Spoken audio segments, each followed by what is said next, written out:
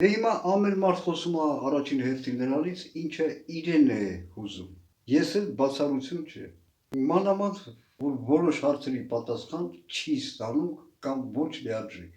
Առավել եւս եւ խոսքը վերաբերվում է իր անձին, ավելի ճիշտ ասած անհաջողություններին, ինչպես իմ դեպքում անհաջողությունների, որոնց ավարտը կարծես թե չկա, չեմ տեսնում։ Ինչից էլ բազմաթիվ հարցեր են առաջանում, պատճառ հետևանք առումով, որոնք ի վերջո հանգեցնում են հավատքի, Աստծո հետ հարաբերությունների, միգուցե այդ հարաբերությունների ճշգրտում են պահանջում։ Նախքան քաղաքական կոչված մեզ հուզող հարցերը քննարկելու մյուս հոլովակներում, այո, այս հոլովակում ես կիսվելու եմ նրանով, ինչ ինձ հուզում է եւ կարծում եմ, հուսով եմ, այստեղ անտեղի չի լինի ասել, բահոլեզուն իզուր չի տրված մարդուն խոսելու ունակությունը։ Ի տարբերություն անչափ ուղղակի շատ անթվարկելի դեպքերի, երբ դեռ անտեղի գործածում են այս բառակապակցությունը զրպարտելու մարդկանց։ Ոչ, լեզուն տրված չէ զրպարտության համար, որ թույլ տակ դարձնեք գործիք սատանու ձեռքերին։ Հիմա չեմ ուզում ժամանակից ուղղության պատճառով շեղվել եւ պատմել մի քանի թեկուզ հուշագրավ դեպքերի մասին, որոնք ինձ հետ տեղի են ունեցել ոչ թե ինտերնետ, այլ իրականում։ Ոչ թե ինտերնետ կյանքում, այլ ռեալ, իրականում։ Բայց ուշադրություն դարձրեցիք, ինչպես ես գործածեցի իրական բառը անցյալի իմաստով։ Ուղղակի հիշեցնում եմ, որ բասկերի մոտ իրական նշանակում է անցյալ։ Էլ չեմ շեղվի, կաշխատեմ չշեղվել։ Լավ, ավարտեմ, ավելի ճիշտ ասած իրական անցյալում բասկերի մոտ։ Իդեպ այդ բառից այլ նշել, բասկ բառի ճշգրիտ իմաստը, ծագումը իրականում, տեսեք, ինչ է լեզվաբանություն։ Այսինքն էտիմոլոգիան ես լիովին բացահայտել եմ եւ կներկայացնեմ այդ բաց վիճակի ապագայում։ Լավ, վերադառնամ ինձ հուզող հարցերին։ Նախ ես չեմ կարծում, որ իմ այսօրվա գրեթե չէ, ուղղակի անհուսալի, առանց անձնագրի վիճակը եւ մի շարք դրա հետ կապված անհաջողությունները պայմանավորված են նրանով, ինչը նաեւ անգամ մեկնաբանությունների տեսքով էին ներկայացել, արտահայտել, այսինքն իմ հոլովակների տակ գրել որոշ, ես կասեի, մակարդակ ունեցող իմ ալիքի ունկնդիրները,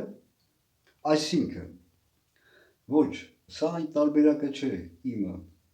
այն դեպքերը չեն։ Նախ առաջինը հոբի փորձությունները, բայց ուշադրություն դարձրեցիք, թե կորցնելով ամեն ինչ, հարստությունը, կալվածքները, զավակներին, առողջությունը, ինչ էր ասում հոբը, ուր են իմ օրերը, այսինքն երանելիություն էր տալիս նա իր մանկության պատանի անհոգ կյանքի օրերին։ Պատանի երևի թե արժե նշել, դեռ չէ այդ Ադամի ու ավելի շատ Եվա Ադամի մեղքը չգործած, կարճ ասած անհոգ կուսության տարիների։ Իդեպ, եթե Շոպենի երաժշտության սիրահար եք, կարող եմ կիսվել, ասել, որ իր ողջ երաժշտությունն էլ հենց այդ երանելիությունն է Շոպենի ապրած տարիներին, պատանելիության տարիներին, ինչում ավելորդ անգամ համոզում ես, երբ ծանոթանում ես Շոպենի կենսագրությանը, թե ինչ կյանքով էր նա ապրում եւ ինչ շրջապատում։ Ուրեմն սա առաջին միտքն էր, որ նաև մեկնաբանություններում էին արտահայտում, բայց քանի որ խոսքը գնաց Ադամի եւ Եվայի մասին, իսկ դուք հստակ գիտեք,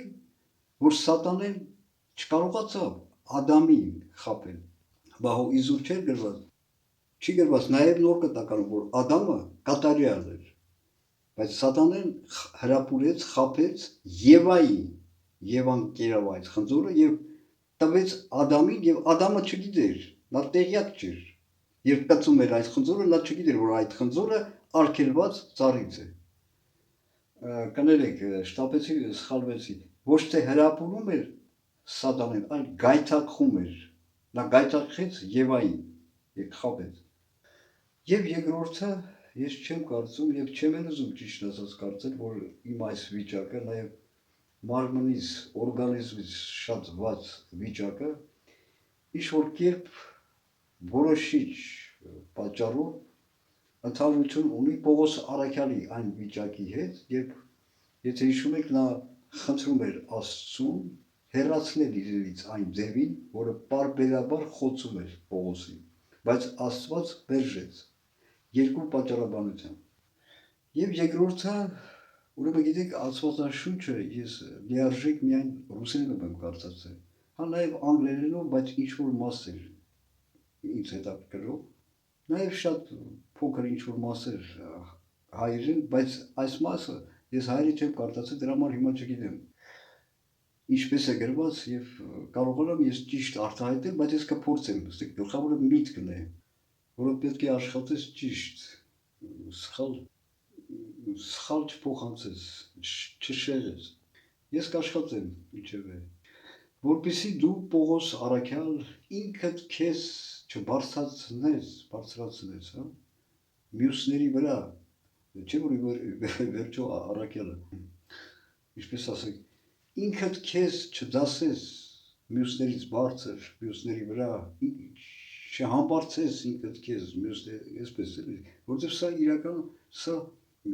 ահավոր մեղք է, եւ հենց եթե ոչ հպարտություն, ապա հպարտության սկիզբը,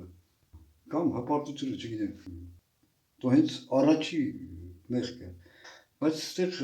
դուք հասկանում, նախ ռուսերեն ասեմ, чтобы ты не превозносился над другим, բայց այստեղ էլ որոշակի սատանայական պահ կա, միգուցե ես հետագայում փորձեմ ավելի ճշգրիտ արտահայտել, մյուս հոլովակներում չգիտեմ, բայց դե կարելի է ենթադրել, որ օրինակ, երբ Պողոս Արաքյալը ինչ-որ Իզուչի Քրիստոս ասել բոդրստույց էլի, մի քնեք, մի թույլ տվեք սատանուն գերի ձեզ, օրինակ կարելի է ենթադրել, երբ ինչ-որ փորձ էր կատարվում,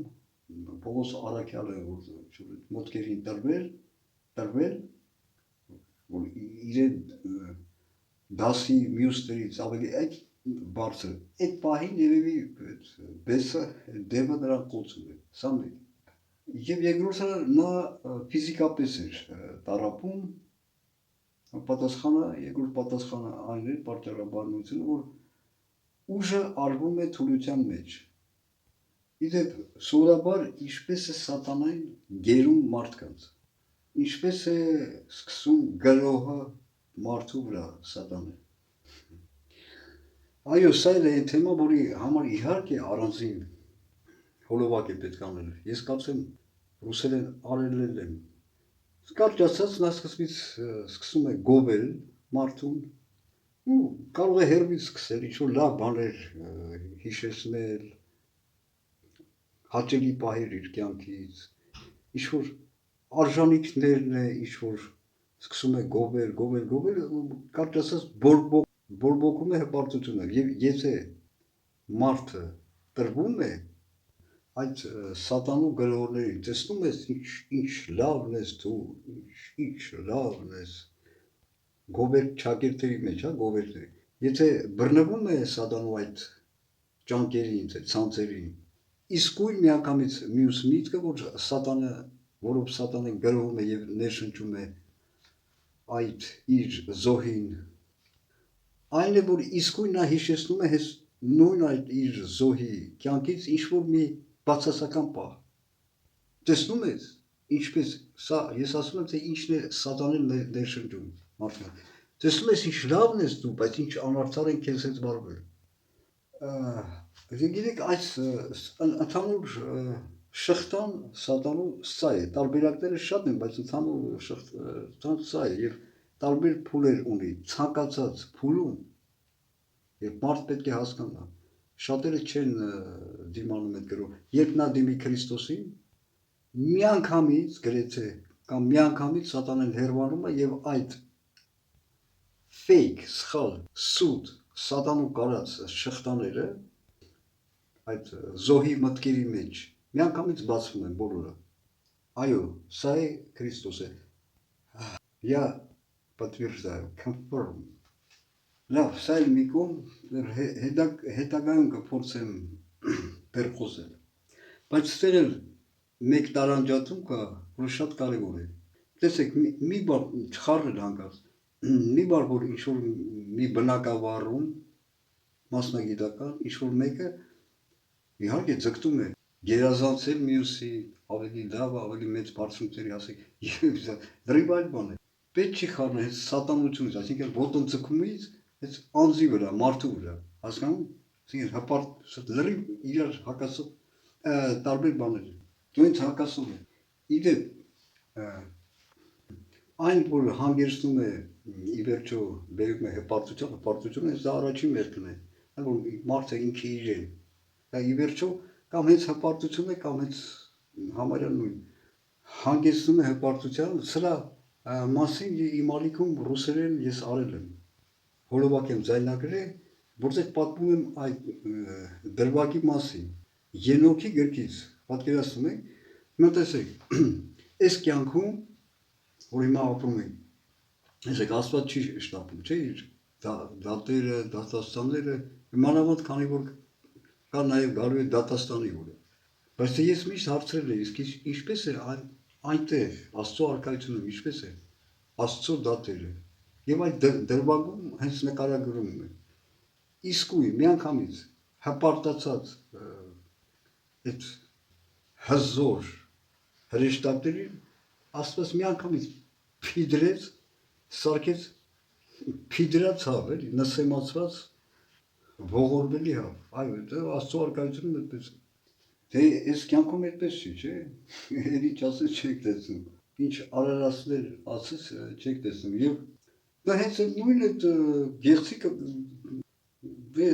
գեղցի հասկացողության մեջ ես հենց դնում եմ բոլոր այդ հատկությունները, սաղ իրար հետ կապված է, տգիտությունը, գոռոզությունը, հպարտությունը անազգանության հետ մեկտեղ։ Բայց ես իհարկե չավարտեցի այս հոլովակը, անգամ չհասա այն մտքի, որ ուզում էի արտահայտել, դրա համար սա ես կանվանեմ մեկ այս հոլովակների շարքից, սրանից հետո երևի թե կլիներ ուրիշ թեմաներով հոլովակներ, բայց սրա շարունակությունը կլինի,